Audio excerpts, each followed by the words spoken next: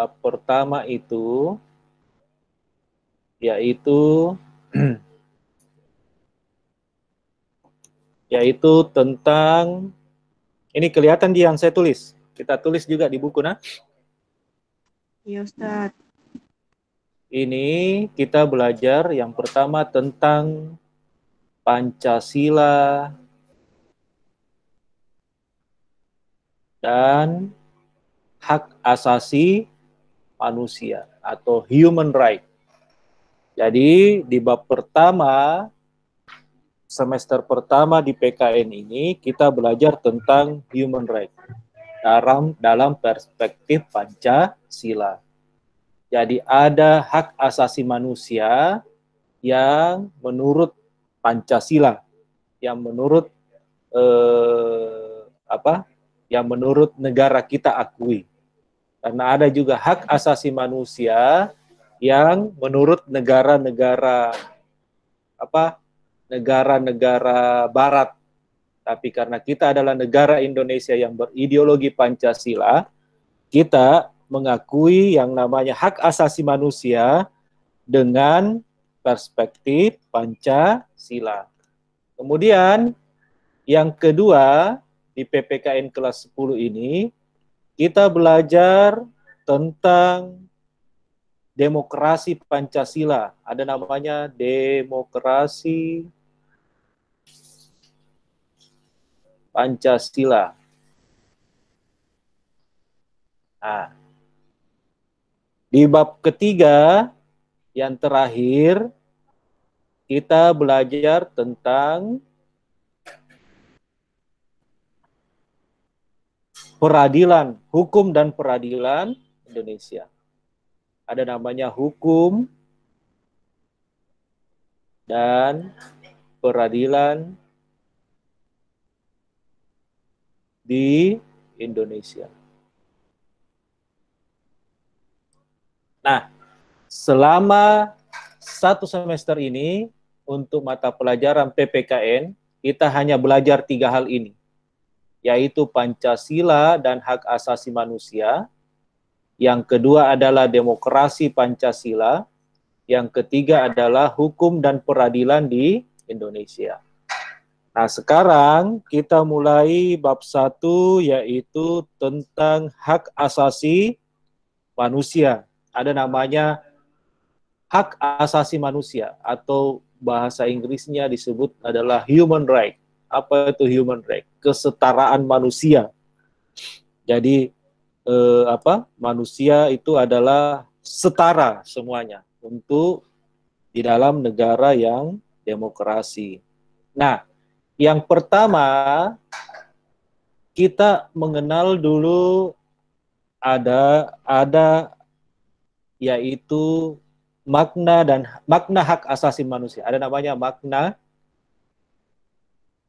hak asasi manusia. Apa maknanya yang pertama? Makna yang pertama itu adalah orang dilarang menghilangkan nyawa orang lain. Jadi tidak boleh menghilangkan nyawa orang lain. Apa contohnya? Membunuh, kemudian bermain-main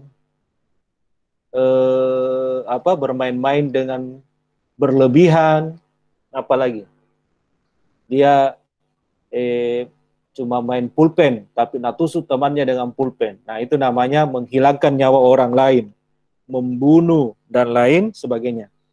Makna hak asasi manusia yang kedua adalah semua bangsa yaitu bebas dari penjajahan. Semua bangsa atau negara bebas dari penjajahan. Ini tertuang di dalam Undang-Undang Dasar 1945 bahwa penjajahan di atas dunia harus dihapuskan. Jadi makna yang kedua dari hak asasi manusia itu adalah semua bangsa atau negara yaitu bebas dari penjajahan atau belenggu penjajahan.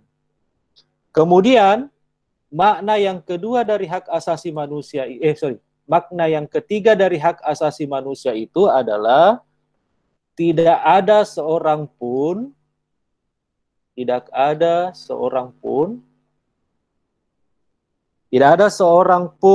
yang hidup sengsara. Yang hidup sengsara. Nah, ini adalah makna dari hak asasi manusia. Ada 3 maknanya. Yang pertama, itu adalah tidak boleh menghilangkan nyawa orang lain, agar tidak ada pembunuhan dan lain sebagainya. Kemudian, yang kedua adalah semua bangsa atau negara bebas dari penjajahan. Ini sudah jelas di dalam Undang-Undang Dasar 1945. Kemudian, C, tidak ada seorang pun yang hidup sengsara. Jadi ini adalah 3 makna hak asasi manusia dalam perspektif Pancasila.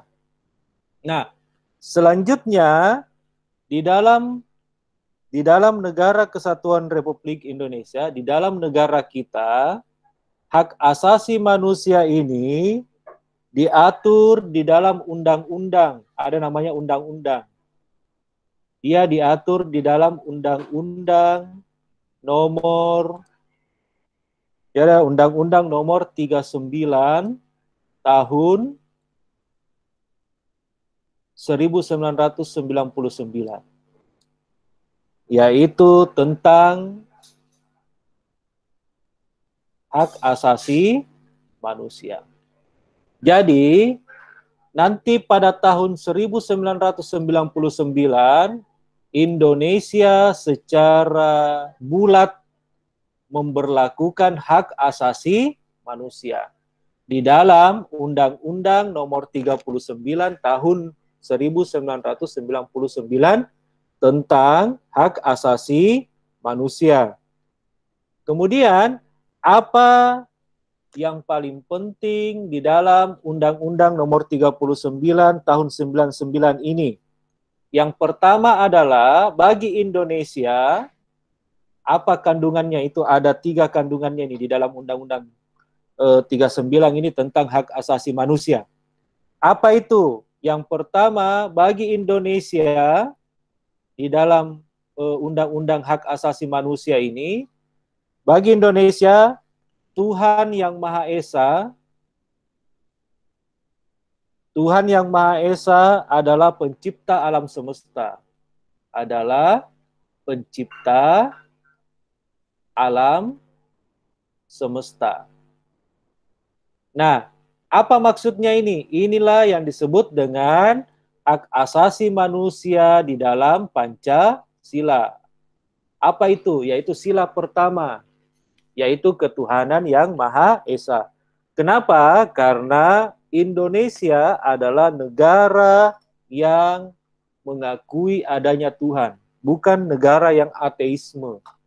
Atau Indonesia juga adalah negara yang monoteisme, negara yang berketuhanan, menjamin setiap warga negara untuk hidup layak di Indonesia, menjalankan keyakinan dan agamanya masing-masing.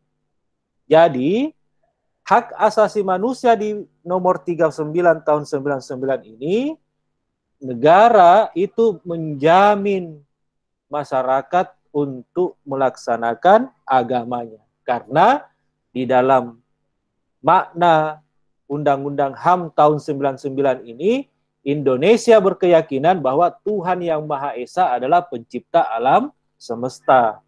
Jadi, kalau ada orang yang menghalang-halangi Anda untuk melaksanakan agama, itu namanya melanggar hak asasi manusia. Misalnya ada yang pergi mengaji di sini, kemudian dilarang sama Pak RT-nya. Yang mau pergi mengaji, tidak boleh pergi mengaji. Itu tidak boleh orang mengaji. Nah, itu namanya Pak RT melanggar hak asasi manusia. Man- Jadi, salah satu perlindungan hak asasi manusia di dalam Indonesia, di dalam negara Indonesia adalah tentang beragama dan berkeyakinan.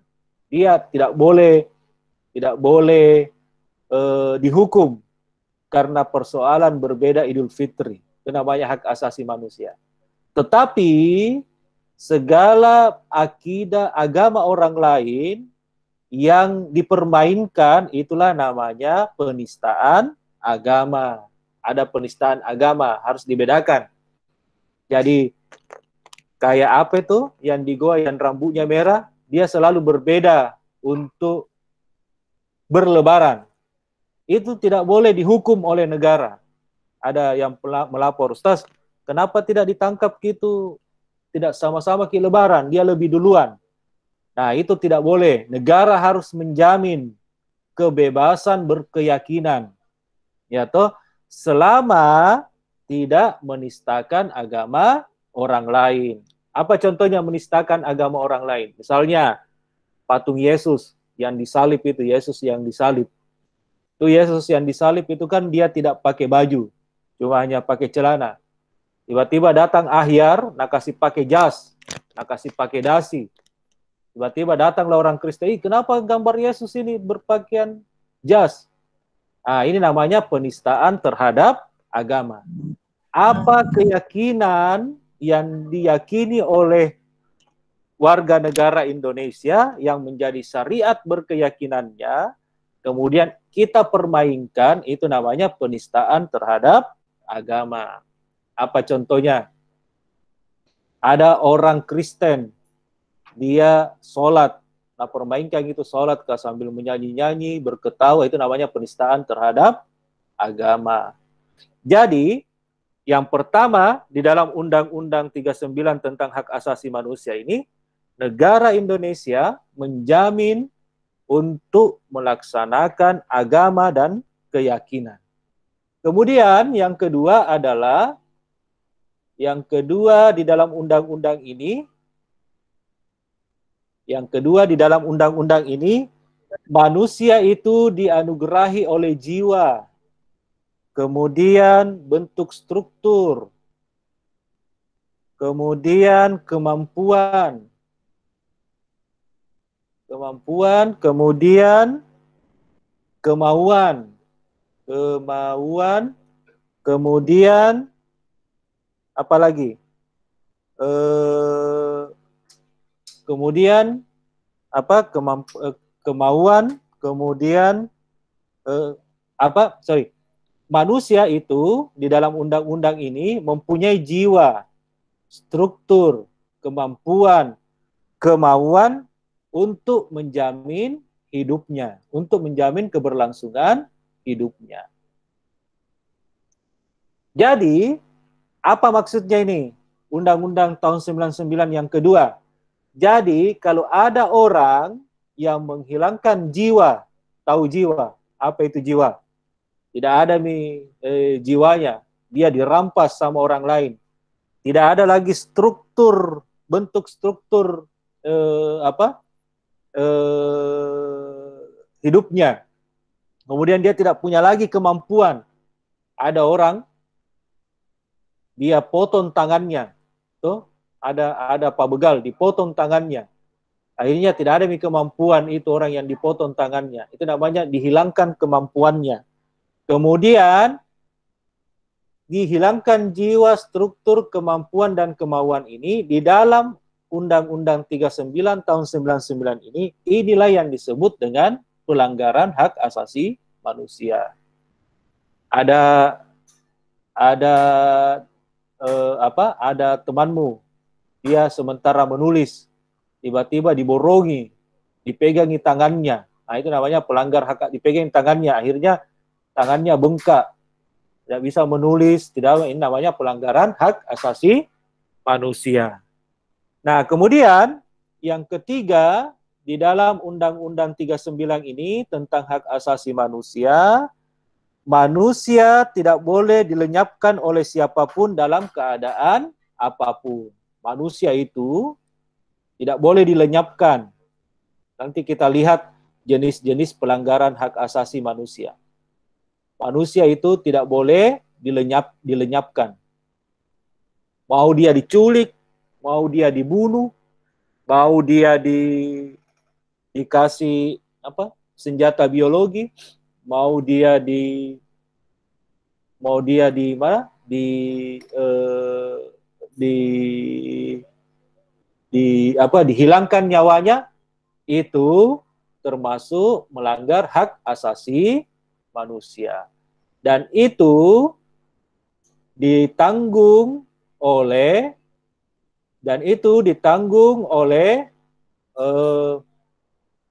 Undang-Undang Nomor 39 ini tahun 99. Jadi Pancasila dalam hak asasi manusia dalam perspektif Pancasila, yang pertama itu dia mengandung sebuah makna, yaitu A. menghilangkan nyawa orang lain, B. semua bangsa atau negara bebas dari penjajahan, C. tidak ada seorang pun yang hidup sengsara. Itu maknanya hak asasi manusia sesuai dengan perspektif Pancasila. Nah, hak asasi manusia ini dia adalah global human right. Dia adalah kesepakatan negara-negara di dunia tentang hak asasi manusia. Sejarahnya hak asasi manusia itu adalah ketika kasus apartheid. Tahu apartheid? Apartheid itu kasus diskriminasi kulit hitam, orang-orang negro di Afrika. Tokoh apartheid itu adalah Nelson Mandela. Karena ada perbudakan, karena ada perlakuan kesewenang-wenangan terhadap manusia yang lain yang berkulit hitam, akhirnya lahirlah yang namanya hak asasi manusia ini. Negara-negara di dunia bersepakat bahwa semua penduduk dunia mempunyai kesamaan hak di dalam kehidupan, di dalam melangsungkan kehidupannya. Mau dia berkulit hitam, mau dia berkulit putih, dia punya kedudukan hak yang sama untuk melanjutkan kehidupannya. Jauh sebelum ada deklarasi hak asasi manusia negara-negara dunia ini, Rasulullah sudah menghilangkan yang namanya perbudakan. Budak yang dibeli itu namanya Bilal. Dalam sejarahnya, Bilal itu adalah salah satu penduduk Eropa Arab. Dia berkulit hitam seperti negro. Nah, awalnya dia adalah budak, kemudian dibebaskan oleh Rasulullah. Dia menjadi tukang azan. Nanti pada tahun setelah apartheid itu, negara-negara di dunia sadar bahwa ini kita harus segera mendeklarasikan yang namanya hak asasi manusia. Apa itu? Yaitu kesetaraan antar sesama manusia, tidak ada lagi kesewenang-wenangan terhadap kulit hitam dan kulit putih. Peristiwa peristiwa dunia ini disebut juga dengan peristiwa apartheid. Kemudian di dalam Undang-Undang 39 ini, negara sudah mengundang-undangkan yaitu tentang hak asasi manusia. Apa itu? Yang pertama, Indonesia mengakui bahwa Tuhan Yang Maha Esa adalah pencipta alam semesta. Artinya, negara menjamin kebebasan beragama dan berkeyakinan. Kalau ada yang melarang kita untuk berkeyakinan, berarti dia melanggar hak asasi manusia. Kemudian, yang kedua, setiap manusia itu punya kemampuan, yang dianugerahi kemampuan, jiwa, bentuk struktur kemampuan, kemauan, dan lain sebagainya untuk melangsungkan kehidupannya. Negara juga harus menjamin itu. Kemudian yang ketiga, di dalam Undang-Undang tahun 39 tahun 99 itu, bahwa hak asasi manusia tidak boleh dilenyapkan oleh siapapun dalam keadaan apapun. Dia tidak boleh dilenyapkan. Setiap manusia Apalagi kalau ada orang, saya akan mencabut hak asasimu, itu tidak boleh. Kenapa? Bagaimana, apa yang terjadi kalau hak asasi kita dicabut? Ya terjadilah perbudakan.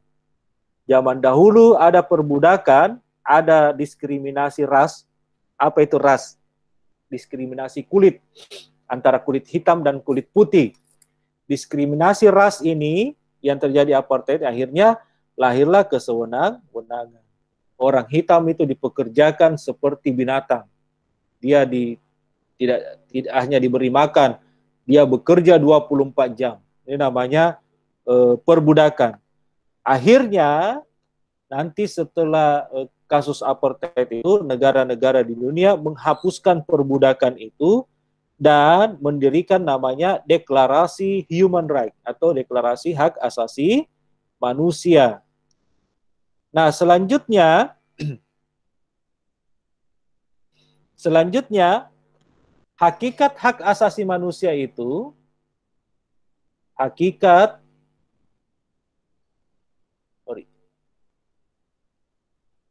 ada namanya hakikat hak asasi manusia, ada hakikat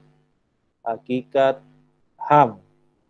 Yaitu hakikat yang pertama, HAM merupakan hak alamiah. Yang pertama, dia adalah hak alamiah. Apa itu hak alamiah? Hak dasar manusia yang dibawa sejak lahir.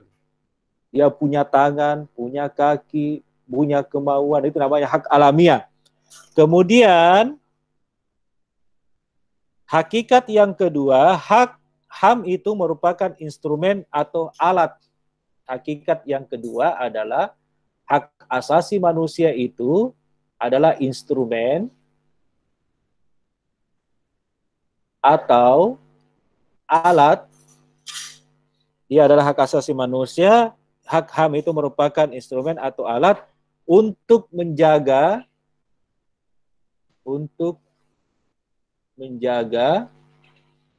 apa? Harkat dan martabat manusia. Untuk menjaga harkat dan martabat manusia yang luhur.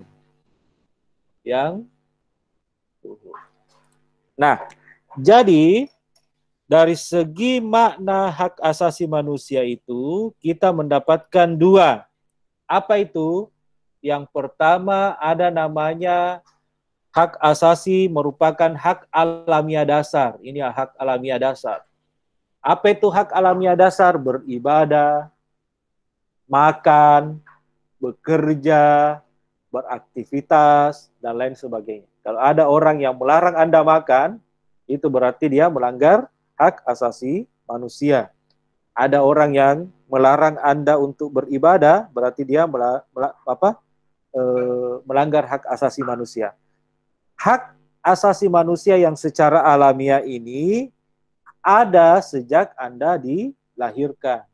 Kalau Anda dilahirkan, kemudian tiba-tiba besar ada yang mengambil hak asasimu, itu namanya melanggar hak asasi manusia.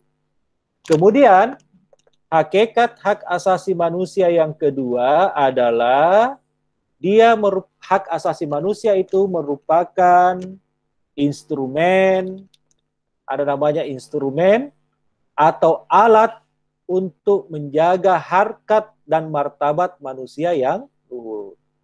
Jadi hak asasi manusia itu hakikatnya menjaga harkat dan martabatmu sebagai manusia yang luhur. Jadi kalau ada di sini orang yang dipekerjakan, tidak digaji, itu berarti melanggar harkat dan martabatnya sebagai manusia. Dia disuruh jika yang bekerja, membersihkan saja karena dia kerjanya pembantu. Kayak dia TKI kan, TKI di luar negeri, bekerja, tidak digaji, kerja 24 jam, hanya dikasih makan beberapa kali, kemudian dia dipaksa dicambuk lagi. Nah, ini namanya melanggar hak asasi manusia. Yaitu salah satu hakikat dari hak asasi manusia itu adalah dia sebagai instrumen atau alat untuk menjaga harkat dan martabat manusia yang luhur. Nah, kemudian yang terakhir,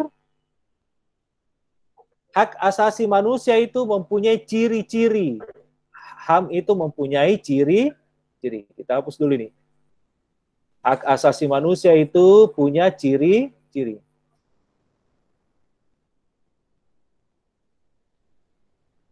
Nah, hak asasi manusia punya ciri. Ciri hak asasi manusia, ciri HAM. Apa ciri HAM yang pertama? Ciri HAM yang pertama adalah, ciri hak asasi yang pertama adalah hakiki. Ada namanya hakiki. Ciri hak asasi manusia adalah hakiki. Apa itu hakiki? Apa itu hakiki?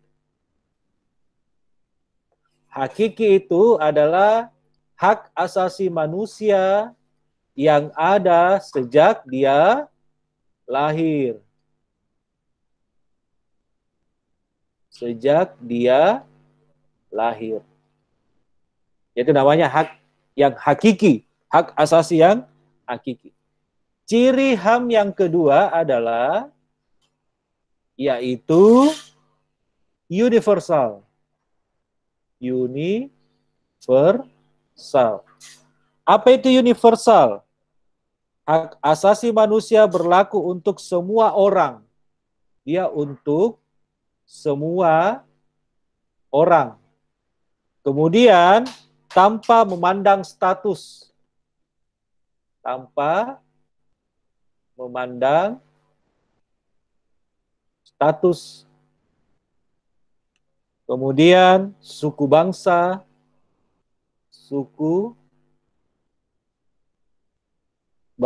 kemudian apa? Gender, tahu gender? Gender itu jenis kelamin. Gender dan lain sebagainya. Jadi ciri hak asasi manusia yang kedua adalah universal. Ya toh? Kemudian yang ketiga adalah, ciri hak asasi manusia yang ketiga adalah tidak dapat dicabut. Tidak dapat dicabut. Apa itu? Artinya hak asasi manusia tidak dapat dicabut atau diserahkan kepada orang lain. Misalnya ada Dimas di sini. Misalnya Dimas, Ahyar, ambil milik hak asasi manusiaku. Capek mak jadi manusia. Itu tidak boleh diserahkan begitu saja. Jadi dia tidak dapat dicabut. Kemudian ciri hak asasi manusia yang keempat adalah tidak dapat dibagi. Tidak dapat dibagi. Apa contohnya? Contohnya misalnya Isna sama Jilan Mawada. Isna, bagi dua bini hak asasi manusiaku. Nah, kita satu tak, kau ambil satu, saya ambil satu. Itu tidak boleh.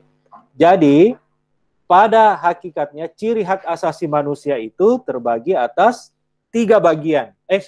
Terbagi atas 4 bagian. Bagian yang pertama ada namanya ciri yang hakiki. Apa itu ciri yang hakiki? Yaitu hak asasi manusia yang ada sejak dia lahir. Sejak dia lahir, ibunya harus mendapatkan perawatan yang baik. Kemudian sejak dia lahir, dia harus mendapatkan pengobatan yang baik. Dia dapat anak yang lahir itu diberikan gizi yang baik. Itu namanya hak hakiki dari sejak lahir. Kemudian yang kedua universal. Dia berlaku universal. Ciri hak asasi manusia itu berlaku universal. Semua orang tanpa memandang status, suku, bangsa, gender, jenis kelamin, dan lain sebagainya. Jadi hak asasi manusia itu mencakup itu. Ya, cirinya dia universal. Yang ketiga tidak dapat dicabut. Dia melekat selama Anda dilahirkan sampai Anda meninggal. Itu namanya hak asasi manusia. Kemudian yang terakhir, ciri hak asasi manusia yang terakhir itu tidak dapat dibagi. Ada pertanyaan? Halo? Ya, Ustaz. Ada pertanyaan? Kalau tidak ada pertanyaan, Google Meet ini dia akan langsung mengabsensi Anda. Jadi ketika Anda login di sini, itu langsung menjadi absen kehadiran. Itu. Nanti saya kirim di grupmu siapa-siapa yang hadir untuk mata pelajaran PPKN kelas 11 hari ini. Iya, Ustaz. Tidak ada pertanyaan? Kalau tidak ada, kita akhiri pertemuan kita pada siang hari ini. Sekian, Assalamualaikum warahmatullahi wabarakatuh. Waalaikumsalam warahmatullahi wabarakatuh. Warahmatullahi wabarakatuh.